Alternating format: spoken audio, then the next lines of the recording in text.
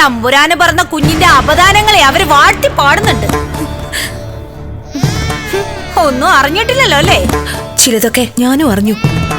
ദുരിതത്തിൽ കിടക്കുന്നവർക്ക് ആശ്വസിക്കാനും എന്തെങ്കിലുമൊക്കെ വിളിച്ചു പറയണമല്ലോ.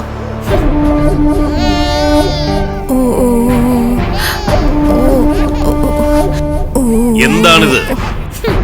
പട്ടിണിയും പരിവട്ടവും കാരണം ദേശത്തുള്ളവർക്ക് ഉറങ്ങാൻ പറ്റുന്നില്ല. കൊട്ടാരത്തിലെ അറപ്പുരകളെല്ലാം സമ്പന്നമാണ്. പക്ഷേ ഇവിടെ ഉള്ളവർക്ക് ഉറക്കം നിഷേധിക്കുന്നത് ഈ കുഞ്ഞാണ്.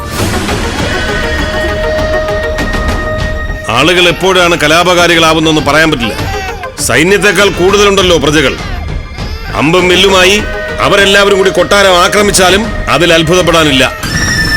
അന്നവർ ഒരുപക്ഷെ ഇവിടുന്ന് കൊണ്ടുപോകുന്നത് കൊട്ടാരത്തിന്റെയും ദേശത്തിന്റെയും അന്തകനായി ജനിച്ച ഈ വിത്തിനെ ആയിരിക്കും. മഹാപാപം പറയാതിരിക്കൂ. തമ്പുരാന്റെ സഹോദരിയിൽ നിന്നും ഭർത്താവിൽ നിന്നും ഇത്തരം വാക്കുകളല്ല നാം കേൾക്കാൻ ആഗ്രഹിക്കുന്നത്.